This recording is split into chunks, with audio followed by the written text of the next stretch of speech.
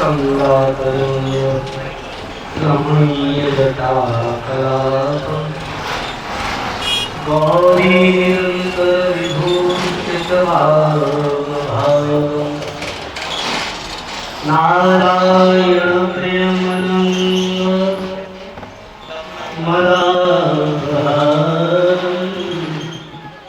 वाराणसी गुरुपते भज विश्वनाथ।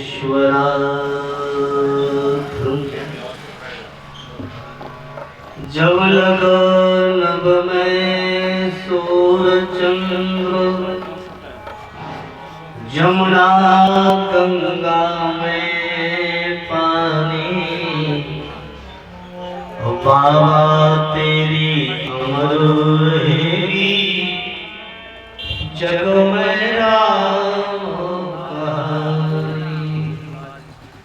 जननी जनक जननी जनेत संत जन करेगा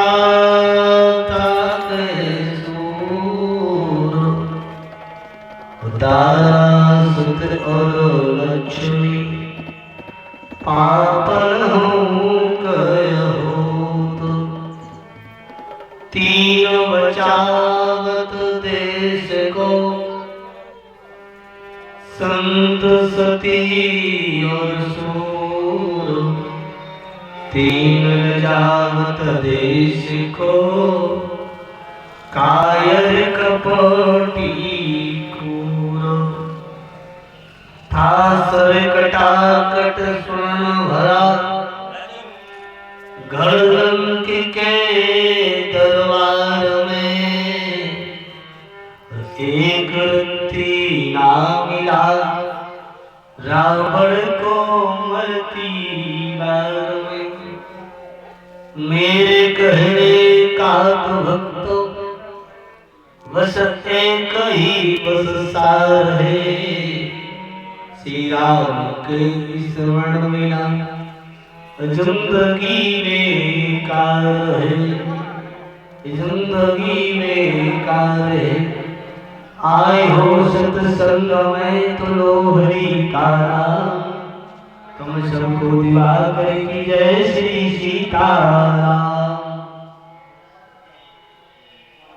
बोलिए श्री सीताराम नाम भगवान की श्री हनुमान जी महाराज की श्री कामतानाथ भगवान की चित्रकूट धाम की जय जय श्री सीताराम। माँ सीता सावित्री गार्गी मदासा मांडवी सुकीर्ति के पावन चरणों पर चलने वाली देश की त्यागनी ममता में करुणा में इस देश की धरोहर बनने माता बहन जो जन जहाँ बैठ के कथा सुन रहे हैं वो सभी साधक वालों धन्यवाद की बात है। ऐसा माना जाता है जहाँ राम चर्चा हो राम कथा हो वहाँ राम कथा के अनंत रसिया श्री हनुमान जी महाराज सबसे पहले आकर विराजमान होते हैं की भावनी उपस्थिति में हमारे बीच में राम चर्चा सुना रही ऐसी श्री वैष्णवी देवी जी परम श्रद्धेय श्री माधव जी महाराज ग्राम मछेरा श्री राजीव जी चौबे जी महाराज भारत में कुशलता है। हमारे गोमाता यात्रा के संगठन मंदिर के रूप में वो धाम में कार्य हैं ऐसे श्री प्रसाद जी और भी सभी जो जन जहाँ बैठ के कथा श्रवण लाभ दे रहे सभी साधु वाले धन्यवाद के पात्र हैं। आइए दो बार भगवान के नाम का उच्चारण उसके बाद ठाकुर जी की जैसी कृपा वैसी चर्चा सुनाने का प्रयास करें। राम जी की जय जय श्री राम जी की जय जय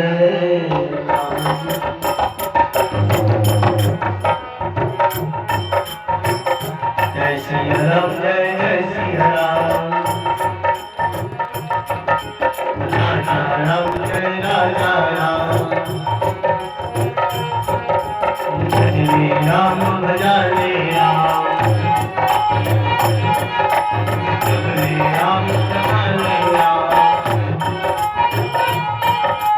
नंद यशोदा के श्याम सीताराम जय सीताराम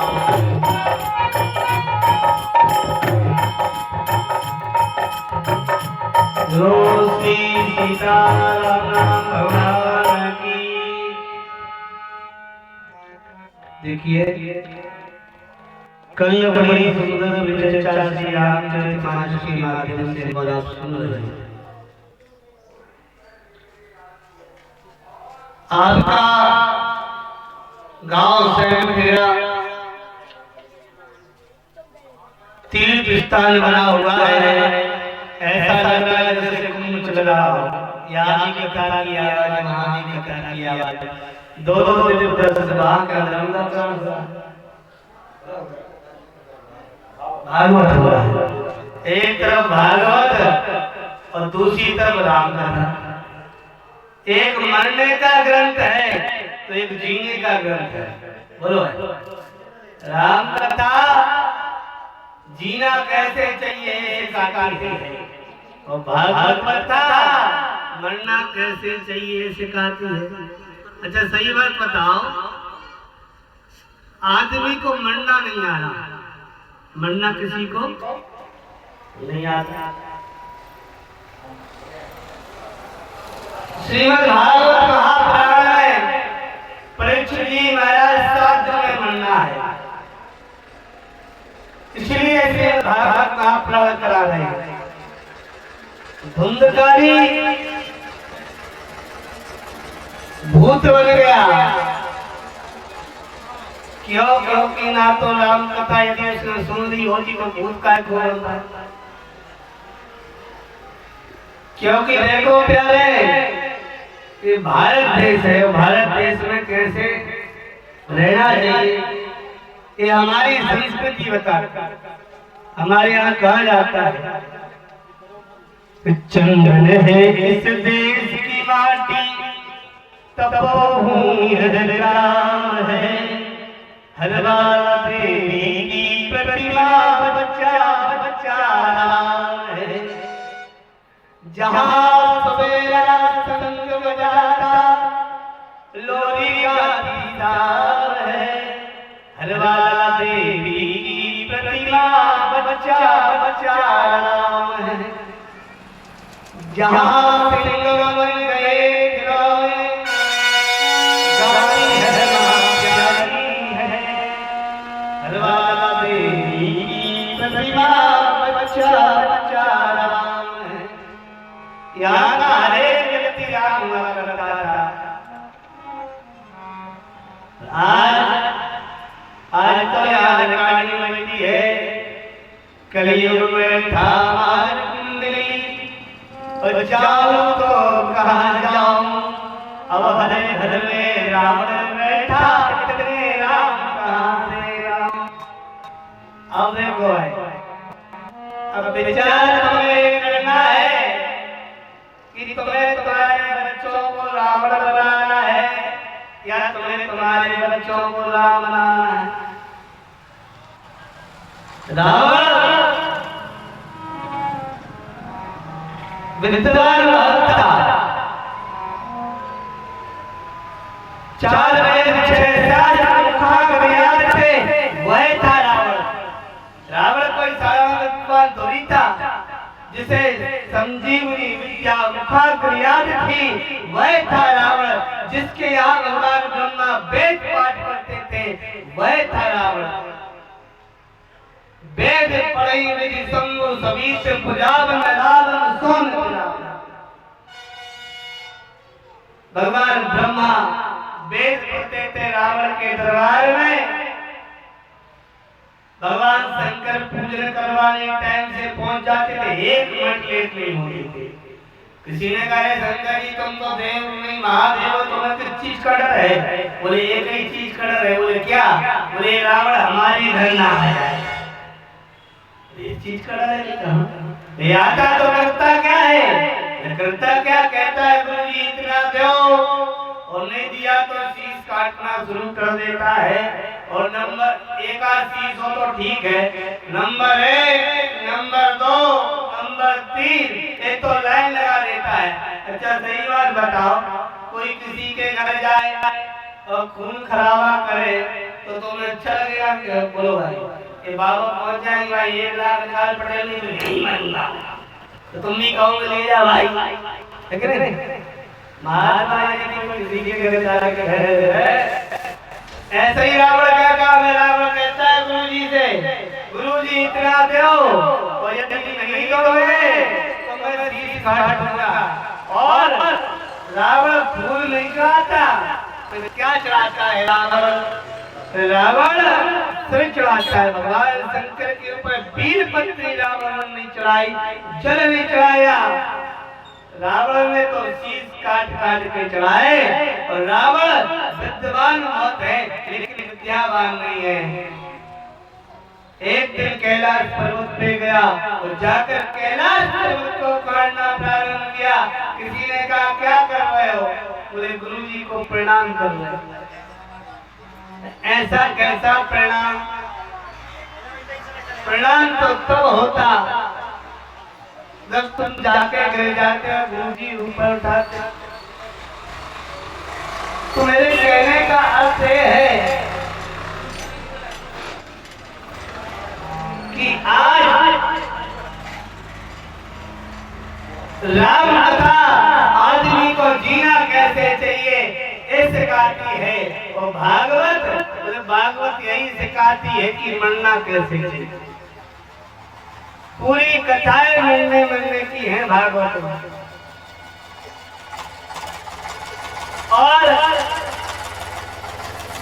जो जीते जी अपना जीवन नहीं संभाल पाया, माता पिता की सेवा नहीं कर पाया, उसे मरने के बाद भूत बनना पड़ता है। यह श्रीमद् भागवत महापुराण एक शक्ति का ग्रंथ है तो दूसरा मुक्ति का ग्रंथ है।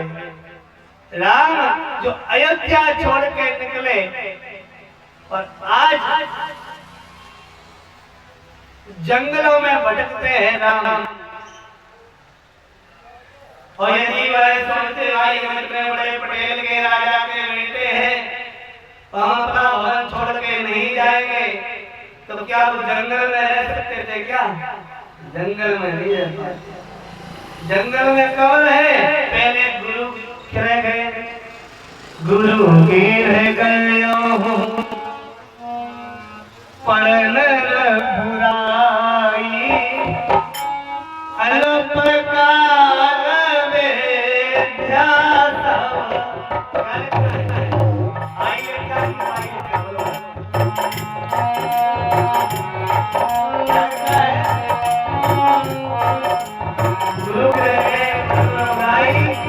अल्पकाल विद्या सब क्या लिखा है? आई लिखा है कि पाई लिखा है? आई आई वाले कपड़े और पाई वाले कपड़े हाथ चढ़ो। आई वाला एक लेकर है आई। अच्छा चलो हाथ से चलो हाथ ऊंचा नहीं करो तो पाई वाले आई वाले ने कर दिया हाथ ऊंचा, उसकी वोट में मैंने वोट डला गई आई में, और तुम्हारी सबकी डलानी पाई में, है कि नहीं?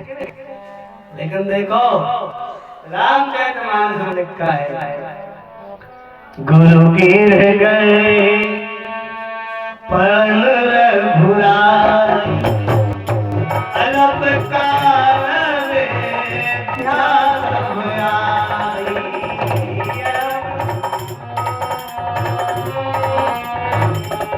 अल्पकाल विद्या में आई, विद्या को पा नहीं सकता, चाहे ब्रह्म भी होगा, ब्रह्म संसार में आएगा।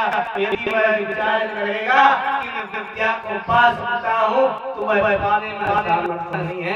समझदार हो, जिसके पास विद्या आना होता है उसी के पास विद्या आती है। विद्या कोई पाने का विषय नहीं है। तो विद्या का सीधा अर्थ क्या है? सा विद्या या विमुच्यते, जो सारे बंधनों से मुक्त कर दे, वह विद्या है। श्री रामचरितमानस एक ऐसा ग्रंथ है कि जो जीना सिखाता है। माता पिता की सेवा करे, ये सब सिखाता है। कल हम बड़ी सुंदर परिचर्चा आपको सुना रहे थे। भगवान महादेव का दरबार एक ऐसा दरबार है जहाँ सब कोई मानते हैं और सब कोई को सब कुछ मिलता है। और प्रथम आचार्य रामचरितमानस के है तो वो भगवान भूतवाहन भोलेनाथ ही है। सर्वदेव है तो भगवान भोलेनाथ महादेव है। भगवान भोलेनाथ के दरबार में तो स्वयं राम जी मानते हैं और कहते क्या है? अवेति मम सुनहु सेवा, जो मो परनी जनेहु, जाई विवाहि शैलजहि, यह मोहे मांगे देव। राम जी कहते हैं भगवान भोलेनाथ हमारे रात के 3 रिश्ते हैं। पहला रिश्ता तो ये है कि हमारे घर में शंकर जी की पूजा होती है। राम जी के घर में पूजा किसकी होती है? शंकर जी की। शिव अभिषेक करहि विधि नाना, विप्र जीवाई देहि बहुदाना। क्योंकि भरत जी ने जब देखा ही रात भयानक सपना, जाग करई कई कोटि कल्पना, तो करते क्या है? बोले शिव अभिषेक करई विधि नाना, विप्र जीवाई देहि बहु दाना। शिव अभिषेक होता तो ऐसे है महाराज, आप रघुकुल के इष्ट देव हो, और इष्ट देव हो तो आप हमारे कौन हो? बोले कुल पूज्य हो, तो मैं आपसे विनती करता हूँ विवाह करो। अच्छा, एक रिश्ता और है का प्रेम का, प्रेम का रिश्ता है तो जो मोह पर न मिले हो। और एक बात तुम कहते हो जय सच्चिदानंद जय जगपाल, असुर कही चलो मनोज सावन। यदि ऐसा रिश्ता है तो मैं तुम्हें आदेश करता हूँ कि जाई वाली से गई, यह मुझे मांगे देव। जाओ, मेरी आज्ञा है कि विवाह करो। देखो राम जी विवाह के लिए प्रेरित करते हैं। भगवान भोलेनाथ कह रहे भाई जिसका विवाह हो गया, विवाह करना अच्छी बात नहीं। हमारी पत्नी ने हमारी नहीं सुनी थी, हमारी पत्नी आग में जल के मर गई। यानी कि देव का त्याग किया है, तुम्हें आगे में जलना तो है। तो विवाह से डर के मारे बैठे थे कि देवियों की महिमा हर एक व्यक्ति को समझ में आती नहीं है। जो वैराग्यवान महापुरुष होते हैं वह तो विवाह से बहुत दूर रहते हैं। लेकिन जब राम जी ने कहा कि विवाह करो, तो कहा महाराज आपकी आज्ञा को मैं सिर पे रख लेता हूँ। कहा सिर पे मत रखो। बोले क्यों? बोले सिर पे गंगा जी रखी है तुम्हारे पेड़े नहीं, और तुम हमारी आज्ञा को रखोगे तो ऐसा गंगा जी ने तुम्हारी आज्ञा है। तो जो विवाह करो तो कहा ठीक है। भगवान भोलेनाथ भाई के लिए भगवान भोलेनाथ के विषय में लिखा स्वामी शिव शंभु करहि सिंगारा, जटा मुकुट मोर सवार।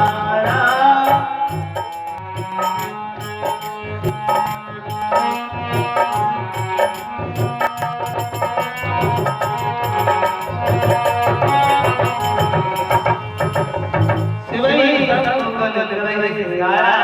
यदि समाज में महादेव बना है तो भगवान शंकर से किसी को भगवान भोलेनाथ की यहाँ विवाह है, लेकिन विवाह आजकल लोग कहते हैं शादी, क्या बोलते हैं शादी, कहते हैं शादी, लेकिन करते हैं पैसा की बर्बादी। क्यों भाई? कहने के लिए कहते हैं शादी, जो जितना सादा कर सके वो है शादी, तो ज्यादा खर्च करो तो पैसे की बर्बादी। आज आदमी जो कहता है वो करता नहीं, यही तो समस्या है। कहते महाराज हमारे यहाँ शादी है, भगवान भोलेनाथ से कहा महाराज बोले क्या, बोले तुम्हारे यहाँ विवाह होना है, शादी होना है, तुम्हें समस्या नहीं, टेंशन नहीं। बोले टेंशन किस बात की? तो जिसके यहाँ शादी होती है पहले उसे टेंशन होती है। तो टेंशन किस चीज का नाम है? एक बात बताओ, टेन मतलब 10, हिंदी करो तो टेन मतलब 10, सन मतलब सूर। जब एक सूर तपता है तो कितनी गर्मी होती है, जिसके दिमाग में 10 सूर तपे इंसान उसको कितनी गर्मी होती है बोलो। आजकल बच्चों से जो भैया खेत में डालना है ऐसे ही करते ना। टेंशन शब्द जब से हमारे समाज में आया तो कहा तुम्हारी समस्या नहीं, तो समस्या तो हमें तब होती जब घर होता, यहाँ तो घर ही नहीं तो समस्या किस बात की? अच्छा साधु को कोई समस्या हुई, क्या समस्या? आगे बाढ़ पीछे सपाट, जमीन पे लेट जाते हैं, सिराना हाथ रखते हैं, और हम तो अपना बिस्तर तकिया हमेशा साथ रखते हैं। साधु को किस बात की टेंशन? एक राजा जा रहा था तो उसके सिपाही लेटा हुआ था, तो करे अरे अरे बादशाह आया है, कहा जा जा टेंशन सो रहा है। शहंशाह सो रहा है, कपड़े में बदन में कपड़ा नहीं रहा, शहंशाह सो रहा है, नहीं आया तो जाके कहेगा राजा कोई साधु सो रहा है, हमने हटाने का कहा लेकिन हटा नहीं, कहता है शहंशाह सो रहा हूं। तो राजा यहाँ से उतरा, उसने आगे से कहा क्या? बोले कि तुम शहंशाह कैसे? तो साधु उठ के बोलता है तू एक बार बता तू बादशाह कैसा? तो कहा कि देखो हमारे 10 राज हैं, इतनी सेना है, इतना सोना है, इतना चांदी है, इसलिए हम बादशाह हैं। तो कहा अच्छा, तो कहा तुम बादशाह हो क्या करोगे? कहा एक राज और जीतने जा रहे हैं, पहले उसको जीतेंगे फिर संपत्ति ज्यादा करेंगे, फिर क्या करोगे? फिर चैन से सोएंगे, फिर चैन से सोओगे कि कहां? कि देख तू राज जीतने जा रहा है, हो सकता है तू हार जाए, हार जाए हो सकता है तू मर जाए, और तू जीतेगा तब सोएगा। तो मैं तो अभी से सो रहा हूँ उसी शहंशाह। तो साधुओं का ज्यादा मामला वैसा नहीं रहता, जमीन पे लेटे जाते हैं, सिराना हाथ रखते हैं, हम तो अपना बिस्तर तकिया हमेशा साथ रखते हैं। आज भगवान भोलेनाथ से किसी ने कहा महाराज तुम्हें समस्या नहीं, शादी होना तो शादी हो जाएगी, काहेगी समस्या? तो कहा कि जिसके यहाँ कुछ होता है उसको कुछ होता है। तो कहा महाराज दूल्हा बन के जाओगे तो ऐसी बन के चले जाओगे क्या? तो क्या करना पड़ेगा? बोले कम से कम तो पहनने पड़ेगा, यदि मुकुट नहीं पहनावे फिर दूल्हा कैसे बन पाओगे? मुकुट नहीं। कहा देखो ये बाल है हमारे, हाँ तो इनको इकट्ठा करके मुकुट बना लो तो हो जाता है जटा मुकुट। क्या हो जाता है? जटा मुकुट। महात्मा 2 प्रकार के होते हैं, या तो बाल बड़ा के रहते हैं वो महात्मा, या रोज मुड़ते हैं वो महात्मा। ऐसे महात्मा भी तुमने देखे होंगे, तुम्हारे गांव में आए होंगे जो रोज मुड़ते हैं, है ना? या तुम्हारे गांव में जो क्षत्रिय लोग हैं, किराड़ पटेल लोग, ये लोग नर्मदा परिक्रमा जाते हैं, बाबा बनते हैं, पहले मुड़ते हैं। क्यों भाई? मुड़ते हैं ना, मुड़ते हैं। एक वो बाबा जो रोज मुड़ते हैं वो बाबा, और जो बाल बढ़ा के रहते हैं वो बाबा। बाबा तो कई प्रकार के होते हैं, कोई लटधारी, कोई मठधारी, कोई दसों इंद्रिया दसधारी। सुनो सुनो का घोमड़ू का खोपड़ी खोपड़ी गिरने वाली, जितनी खोपड़ी उतने बाबा। लेकिन दो प्रकार के। अच्छा, जो जटा बनाते हैं तो जटा मोट कैसे का है? जटा जाती है ऊपर को, तो जटा कहाँ से उत्पन्न होती है? बोले कि सिर से। और बाल कहाँ से उत्पन्न होते हैं? बोले सिर से। और विचार विचार से उत्पन्न होते हैं। दिमाग तो यही रहता है। विचार करे रहते हैं और बाल भी करे रहते हैं। आधे लोगों का दिमाग लगा होगा बनखड़ी में, आधों का परिया में, आधों का होशंगाबाद में। सबका विचार एक साथ होगी। प्रेजेंट बॉडी और सेंड माइंड। तो देखो विचार बटे रहते हैं। भगवान भोलेनाथ ने सारे विचारों को बांधा और एक कर लिया। जटा ऊपर की ओर जाती है।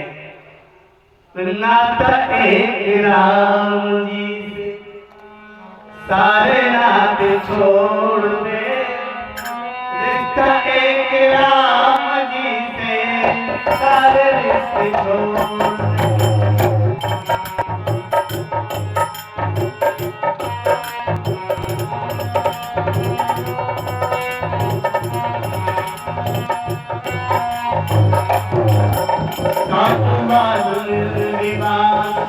राम राम कहिए, काई विधि रहे राम, काई विधि रहिए। हमें हो राम राम से मारुए, तुम्हें राम से राम जी हमारे ऐसा विचार पक्का हो जाए तो जटा बना लेना है। जटा बनाने माताएं भी जटा बनाती, छोटी बनाती है। इनका विचार पक्का है। ये कहती है हमारे पति देव है, इसके बाद कोई देव हमारा देव नहीं है। अपने पति को पतिदेव मान के जटा बना लेती है माताएं। साधु परमात्मा को अपना पति मानकर जटा बना लेता है।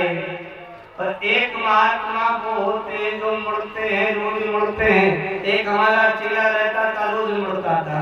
तो मैंने कहा रोज क्यों मुड़ता है? महाराज हमें नहीं पता क्यों मुड़ते हैं। मैंने तू रोज मुड़ता हो, तेरे को नहीं पता क्यों मुड़ता है? तो कहा हमें कई बार पता है। कौन सी बात पता है? तो कहा मुड़ मुड़ाए के 3 गुण, श्री की मिट जाए खाज और खाने को अच्छा मिले लोग कहें महाराज।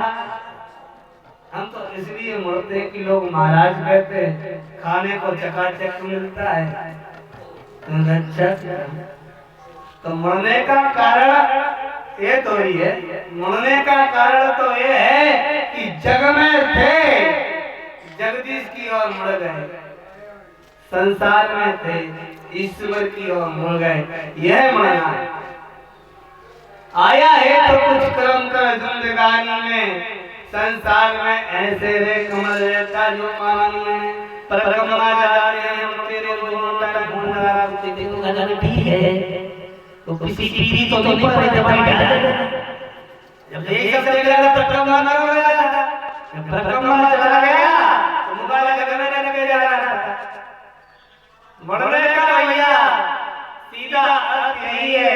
यही सत्य जब मृत्यु होती है तो आदमी मुड़ता है। तो मुड़ने का कारण से पता लगाता है कि राम नाम मात्र सत्य है, बाकी दुनिया पूरी असत्य है। लेकिन इतनी बात बोलने के बाद भी परमात्मा की ओर नहीं मुड़ पाता। भगवान शंकर ने जटा बनाई। भगवान शंकर का कुंडल पहले कुंडल कर पहना जाता था। पहले पुरुष भी कुंडल पहनते थे, माताएं भी पहनती थी। पहले के सियाने लोग बैठे, बूढ़े बूढ़े लोग उनके कान छिदे हुए हैं। तुमने तुम्हारे पिताजी को देखा होगा, उनके कान छिदे रहते होंगे। आजकल के नए नए बच्चे कान नहीं छिदवाते, और छिदवाते तो एक ही छिदवा लेते हैं, गुंडा मवाली टाइम देखते हैं। जबकि दोनों कान छिदवाने का नियम है। माता ने उनके ऊपर बड़ी कृपा है कि इस संस्कृति को बचाए हैं। राजस्थान में मैया मम्मी मेरे लिए गान चुका था। तो मैं कहा देवी तेरा यहाँ भी चुका, यहाँ भी कहा गुरुजी पहले पुरुष भी रखते थे, पुरुषों के भी कान छिदे रहते थे, अब तो हमने छिदवाना बंद कर दिया। तो एक हमारा एक हमारे पति देव माता रानी भाव नर्मदा नहाने जाए तो कह रही है हमारे पति की तरफ से नहाए युक्ति मारी, ये हमारे दादा की युक्ति है कि नहीं, इतनी भाव बता रहे हैं। तो कहा है हमारा कंकन हमारे यहाँ संस्कार होता है। भगवान बोले ऐसे चाहा कि कुंडल कंकन हाथ पहनो, कुंडल कंकन पहना कली मुक्ति के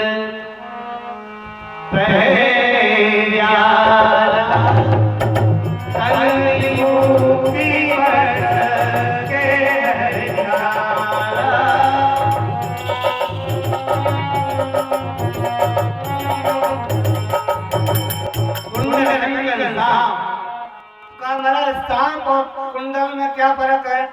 भगवान भोलेनाथ ने कहा जैसा सांप वैसा कुंडल। कैसे? का देखो सांप भी नहीं सोने देता और सोना भी नहीं सोने देता, यदि सांप किसी के घर में घुस जाए तो उसके घर में नींद आती, बोलो भाई नहीं आती ना। और सोना यदि गले में पड़ा हो तब भी नींद नहीं आती। एक ने भागवत में हमें चैन दी थी, सोने वाली आवाज सारे तो बताई दी। अभी हमने अभी पहनी 8 दिन पहले, तो जब पहनी तो रात में खटपट की आवाज आए तो हमारा हाथ वही जाए।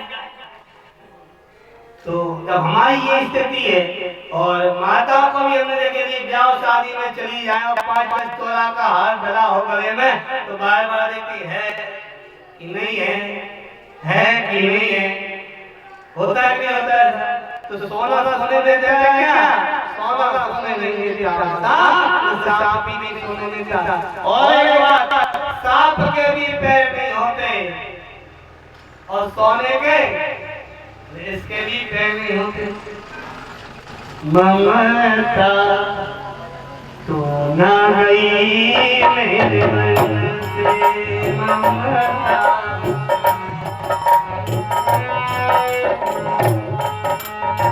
छूट गई नैन से, ममता ना गई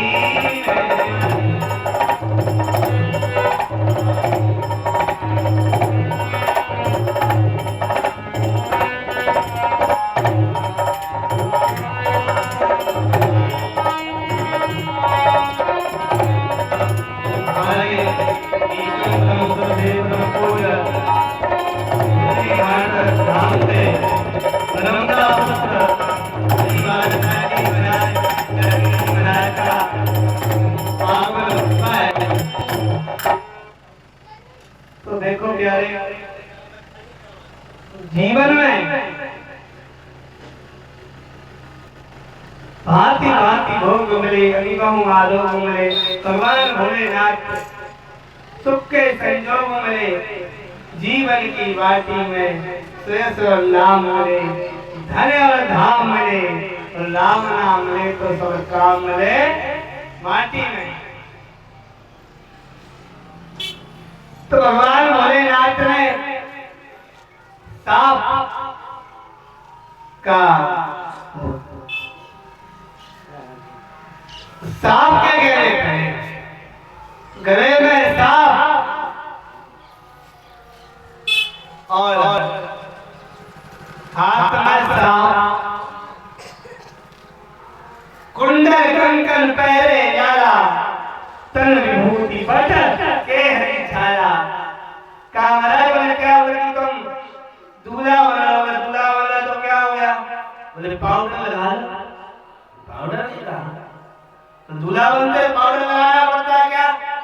देखो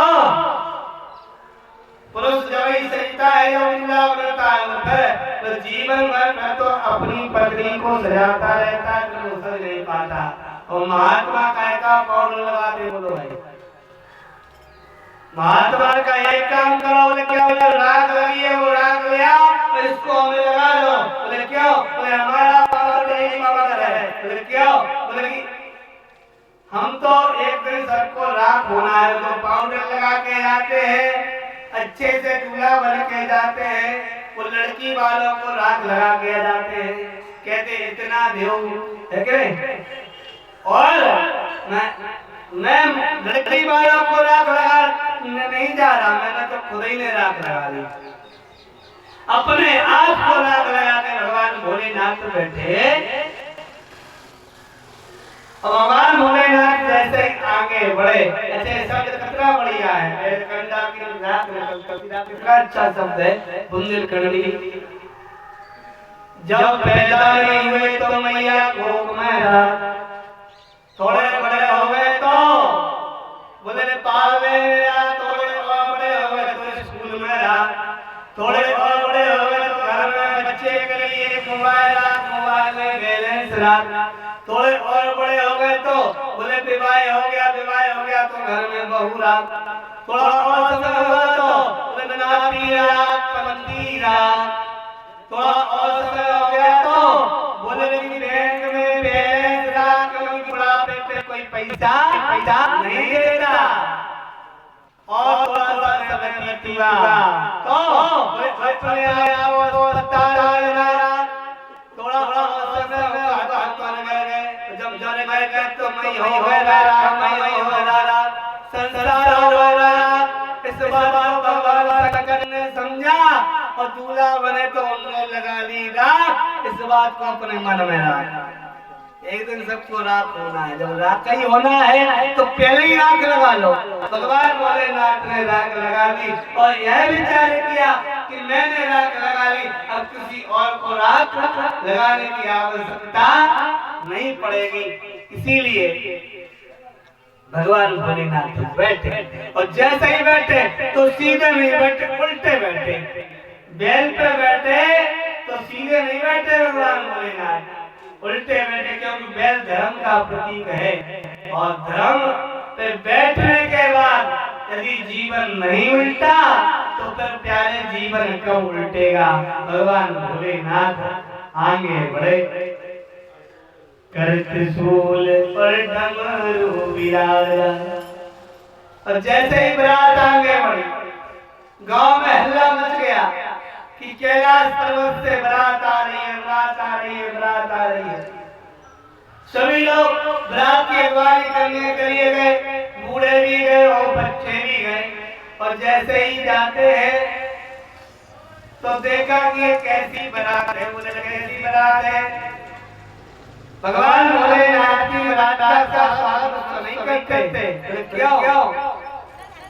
भगवान भोलेनाथ की बारात में भूत, पिशाच,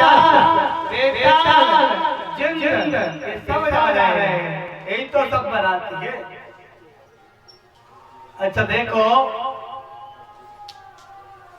भगवान भोलेनाथ जैसे ही आगे बढ़े, बारात आगे बढ़ी और बूढ़े भी गए, बच्चे भी गए और बड़ी खुशी का माहौल था। इतने में एक आदमी दिखाई दिया, बोले जय है दूल्हा, बोले नहीं तो पंडित जी है। बोले पंडित जी ने कहा, बोले कि पंडित जी के इतने ठाट सोने का पालने पे बैठ के आ रहे हैं, ब्रह्मा जी है जी। अच्छा, जब हमारा पंडित का चाहे तमाम तुम्हारा चाहे थोड़ी देर बाद बोले यही है क्या हमारा भगवान? बोले नहीं, ये तो नौकर चाकर है, झाड़ू बुहारी का काम करते भगवान भोलेनाथ का, ये नहीं है। तो फिर दूल्हा पीछे आ रहा है। थोड़ी देर बाद बारात आगे बढ़ी, भगवान विष्णु आए, कहा कि यही दूल्हा में हम तो मित्र हैं। दूल्हा पीछे आ रहा है और जैसे ही देखा कि पीछे भूत प्रेत पीछे से आ रहे थे तो एक से कहा कि भाई ये कहाँ की नौटंकी आ रही है? नौटंकी नहीं है, यही दूल्हा आ रहा है। तो कहा मजाक क्यों करते? पहले आपको पता होगा 6 महीने में बारात लगती थी, किसी के 3 महीने में, किसी की 15 दिन में, किसी की 8 दिन में। अच्छा एक बात बताओ, यदि सागर में संबंध हो गया सागर में तो कितने दिन में बारात पहुंचती होगी? 5 या 7 दिन में। गाड़ी बैल में जा रहे हैं, नौटंकी वाले भी जाते थे, गाने वाले भी जाते थे, बजाने वाले भी जाते थे, सभी लोग मिलके जाते थे। और जैसे ही चले जाते थे तो हुआ क्या, बारात जैसे ही आगे बढ़ी और कहा कि नौटंकी आ रही है, कि नौटंकी के भूत बन जा रहे हैं, नौटंकी नहीं हो सकता ऐसे नौटंकी चल रही हो। और जैसे ही बढ़ते थे सब एक भाई कौन आप तुम, तो एक ने कहा भाई हम भूत हैं, तो वो मजाक समझ रहा था। इतने में विनाश हो गया, आदमी ने कहा बताओ हमारे रुकने की व्यवस्था कहाँ है। जो इतना रात में रुकने की व्यवस्था कहाँ है, तो कहा अरे भैया ये तो सचमुच के भूत हैं। तो बाबा गोस्वामी ने चित्र की विचार दिए, बिटनी चले हर संहार धरि धीरज रहे दयाल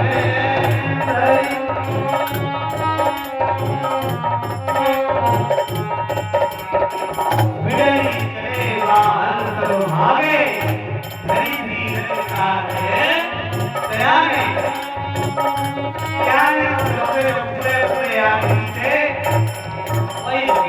पूरे लोगों ने सोचा कि हम भागेंगे तो अटैक में मर जाएंगे, तो इससे बढ़िया यही खड़े रहो, भागने का काम ही नहीं है, जब जो कुछ होगा सो हो जाएगा। अपनी उम्र हमने देख ली।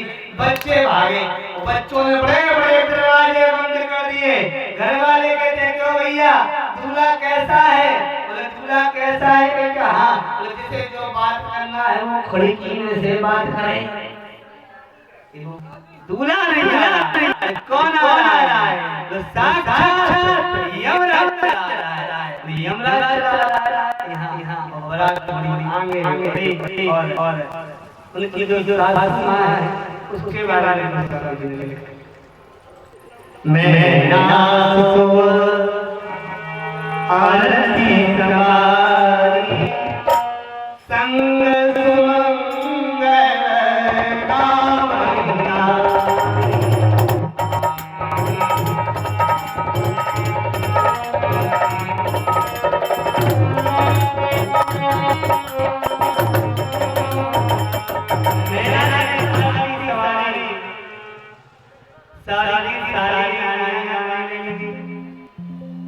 अच्छा देखो दोनों भगवान की साथ बड़ी गजब की हुई है।